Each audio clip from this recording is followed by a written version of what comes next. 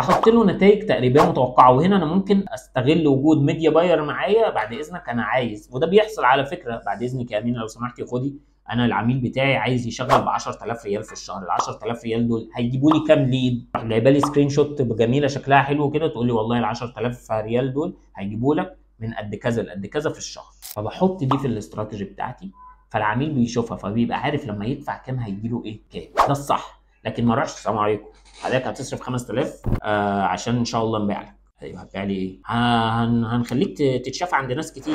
اتشاف ايه؟ انا مش عايز اتشاف، انا عايز ابيع. ايوه يا باشا انا بتاع تسويق مش بتاع مبيعات. ايوه انا عارف ان انت بتاع تسويق، بس يا بتاع التسويق انا التارجت بتاعي مبيعات، فبالتالي اديني اكشن ليه علاقه بالمبيعات مش ليه علاقه بالبراندنج. يعني ايه؟ انت لما تيجي تقول لي انت هتظهر لناس قد كذا، فانت كده بتقول لي انت بتتشهر عندهم. لكن لما تيجي تقول لي في كذا او 1000 او 2000 واحد هيتحولوا لك عشان عايزين يشتروا، انت كده ايه؟ بتبيع.